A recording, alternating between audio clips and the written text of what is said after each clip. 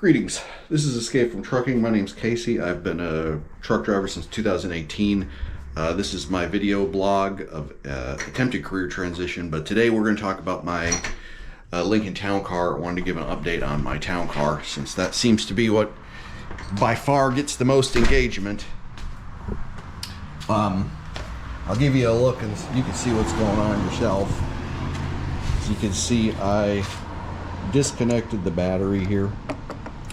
And the reason being is because my electrical gremlin problems have returned, unfortunately.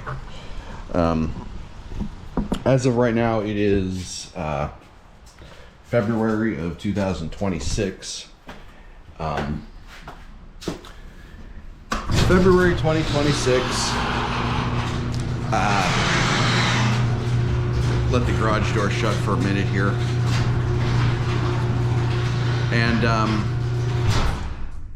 people who've been following this channel know that I did have electrical problems, electrical issues, not too long after I purchased this Town Car, where the battery didn't start. At first I thought it was a dead battery, but I came to learn it was some kind of parasitic draw, some kind of parasitic electrical draw.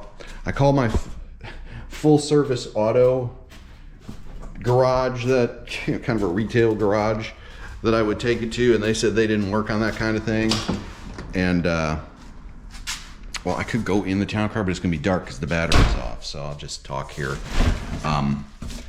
They recommended me to like a smaller shop that worked on electrical gremlins and stuff, which I took it to, and they told me they fixed it. This is probably about 3 or 4 months after the fact. I think that was in November. It's February now, so 4 months later, parasitic draw is back. Am I upset at them? Absolutely not. I've since really learned a lot about cars since getting this Town Car, and I think, you know, the conclusion I'm coming to is that these really older Panther platforms, this is a 2003, so it's 23 years old by now.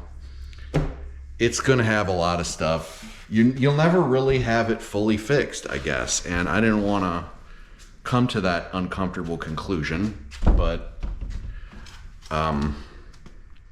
they fixed the one parasitic draw. They said it was coming from the horn, which is like which is like always engaged apparently until the horn blew out, which is scary.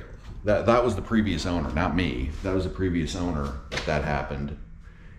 My electrical mechanic surmises, at least. So he disabled that. The car worked really well for a while, and it's come back, and I'm almost sure that it's another parasitic draw. So I just disconnected the battery. I don't know what I'm gonna do right now. I thought about selling the car, but I don't quite think I'm there yet. I think I don't really think I think I can cope with a parasitical draw on the battery from the car, and I think I'm just, instead of like taking it into a garage every time a problem comes up, I think I'm gonna have to learn to fix some of these things myself, or cope with some of these things myself, I guess, which for me is a foreign concept. I'm not a car person. Up until recently I didn't have any interest in cars.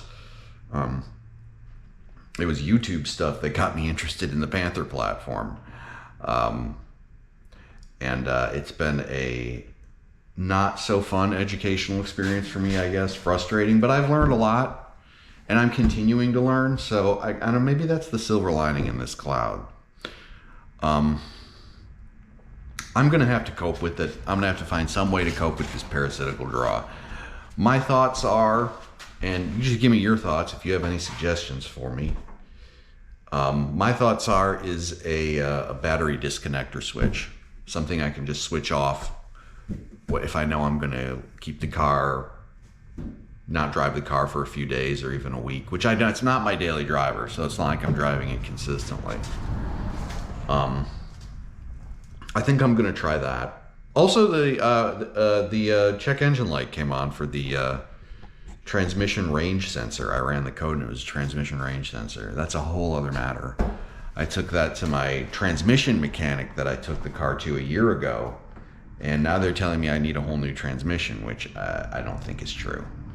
So as I've said, I've learned a lot. I used to just kind of trust as gospel what some of these garages would say, but like now I understand that they really want like high turnover. They don't want to keep a car in their bay for something that's kind of like tricky and doesn't involve, that's kind of like tricky and labor intensive. I don't think they wanted to do that, but that's I'm going to leave that part for a whole new video. For now, I need to find a way to cope with the parasitic electrical drain that is in this town car. I mean, I don't doubt that the last mechanic got it fixed. I don't doubt that he fixed it, but I think that this car is so old, and I think it had been left to sit for a very long time, and I think, some of the wires and wire harnesses got a little finicky, and there's a gremlin in here, and I think if they fix it, it'll be okay somewhere, and then it'll come up again. That's been my experience. So I'm just gonna have to cope with it. I'm gonna have to accept that this is an old car. I think it's kind of common with Panther platforms. Didn't expect this to happen, but it's been a learning process, and I think, I've thought of just getting this out of my garage, but I'm gonna stick with it a bit more. I'm gonna keep at it. I'm gonna use it as a learning experience, if absolutely nothing else. And if absolutely nothing else, and I do end up selling this car, I will come out being much better at cars than I was when I came in. Now that's not what I want. I want to keep the car and keep working on it. And I guess I'm gonna learn. So we'll see where it goes. We'll see how I manage to do that. And then once I get that finished and I'll jump start the car with my Civic, then and only then will I start to look at the transmission range sensor problem, which I don't think is very serious, but we'll talk about that at a different YouTube video. So for now, thank you very much for watching. If you like my Panther platform content, please go ahead and subscribe, and I will see you soon. Bye-bye.